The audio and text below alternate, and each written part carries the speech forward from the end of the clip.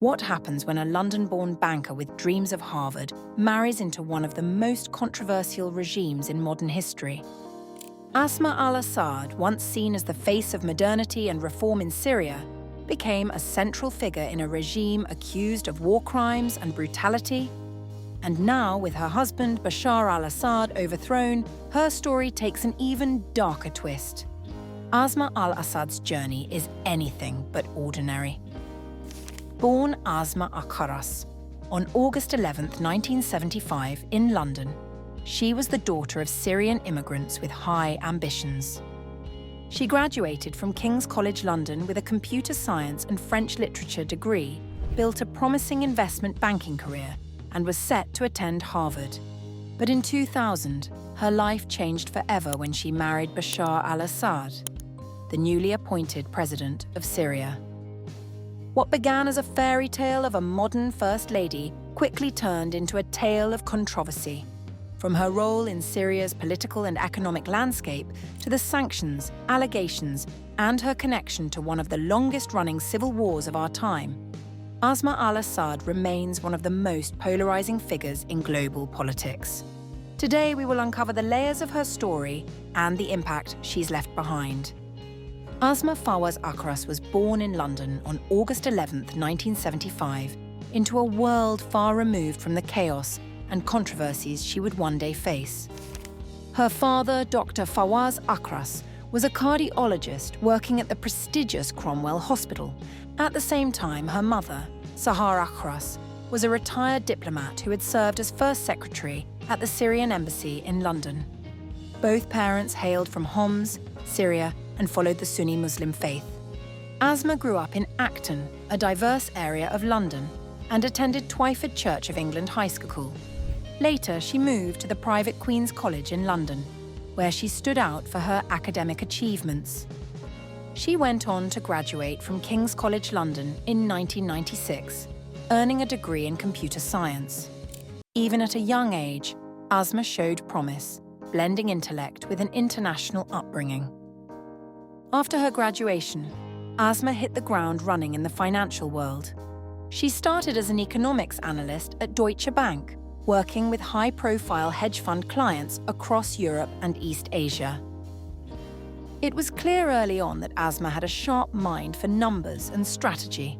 In 1998, she transitioned to JP Morgan's investment banking division, where she specialized in biotech and pharmaceutical companies. This wasn't just a job for her, it was a training ground.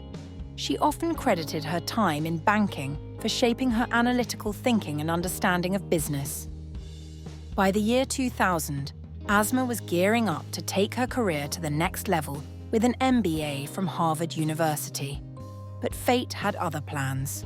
During a trip to visit her aunt in Damascus, she reconnected with Bashar al-Assad, a family friend.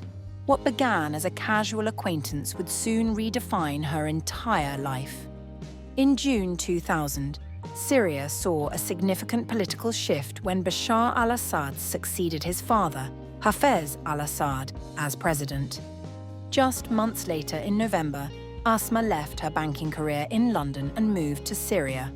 By December, she had married Bashar. Their union took many by surprise. There had been no public hint of their relationship, and their marriage seemed to signal a new chapter for Syria. Asma, with her Western upbringing and Sunni background, was seen as a symbol of modernization and inclusivity alongside Bashar, who came from the Alawite minority. As the new First Lady, Asma wasted no time immersing herself in the country.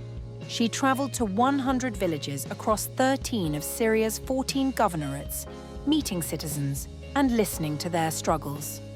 Her goal was to shape policies that aligned with their needs. Soon, she launched initiatives under the Syria Trust for Development, a network of organizations aimed at tackling issues like education, healthcare, and poverty. These efforts earned her a place on Middle East 411 magazine's list of world's most influential Arabs. Asma quickly became a prominent figure, focusing on issues like women's rights and education.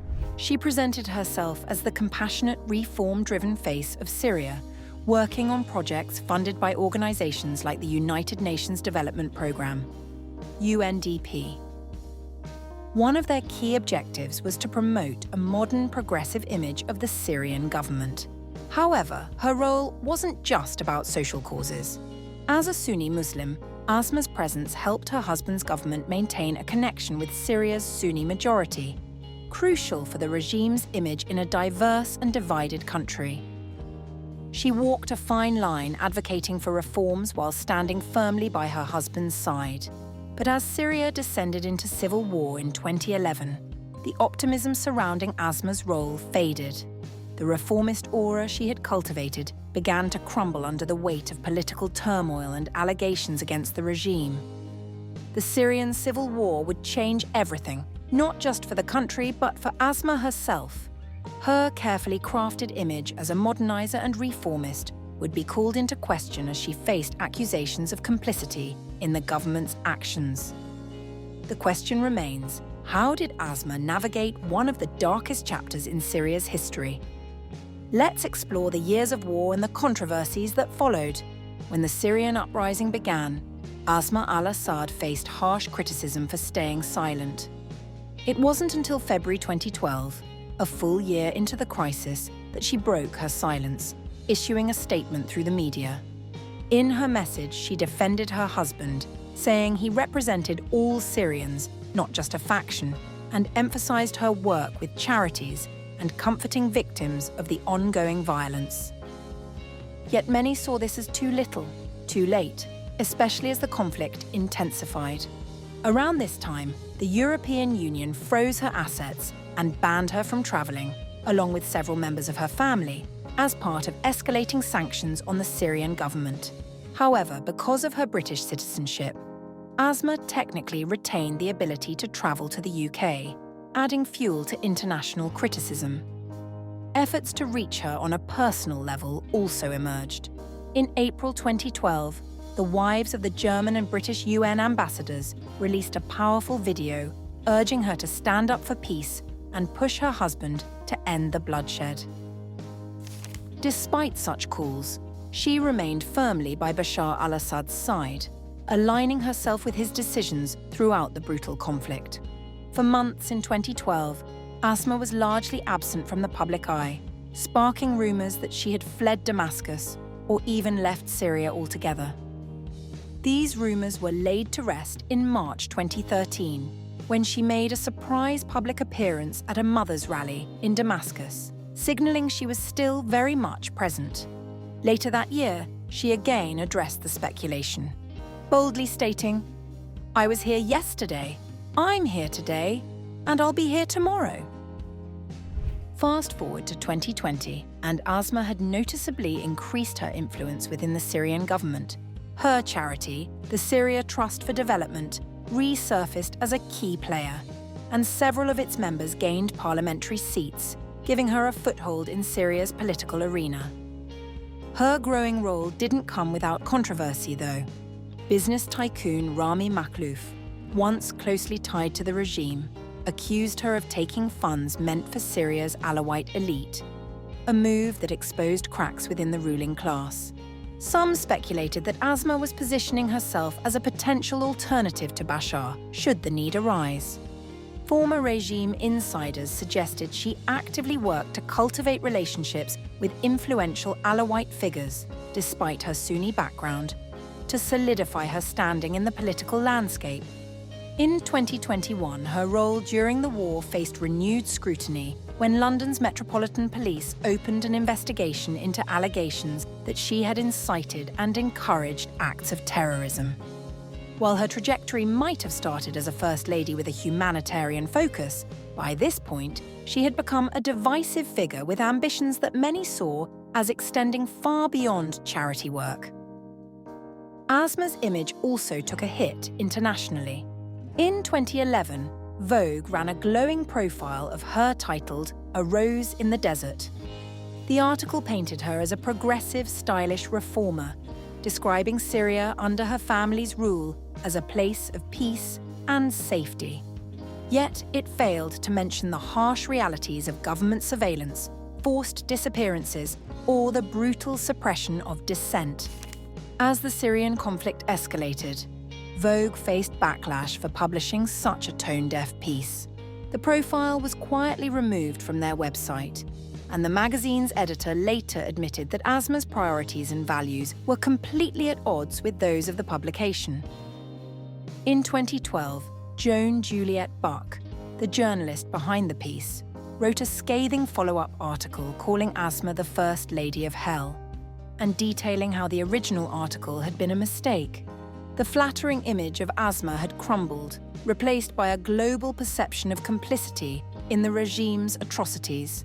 From her early days as a banker in London to her marriage to Bashar al-Assad, her journey offers another layer of complexity to this controversial figure. Asma al-Assad's story began long before she became a controversial political figure. She first met her future husband, Bashar al-Assad, during childhood vacations in Syria.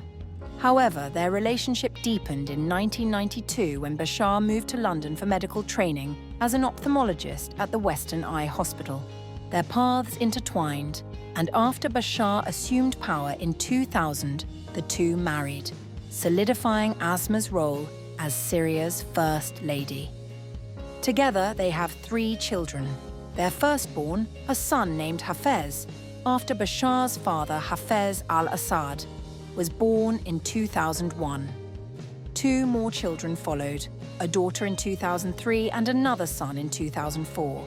There were whispers of a possible 4th child in 2013, but no confirmations ever surfaced. Asma's interests have always extended beyond politics.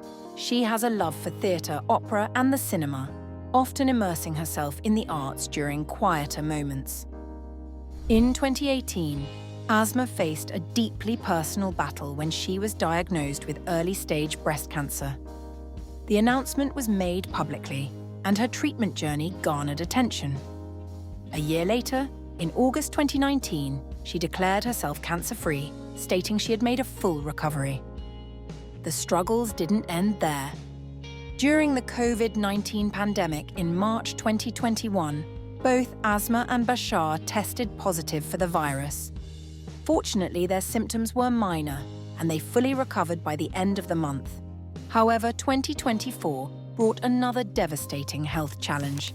In May, the Syrian presidency announced that Asma had been diagnosed with acute myeloid leukemia, a serious condition requiring intensive treatment. The diagnosis forced her to step away from public life, adding another layer of complexity to an already turbulent year.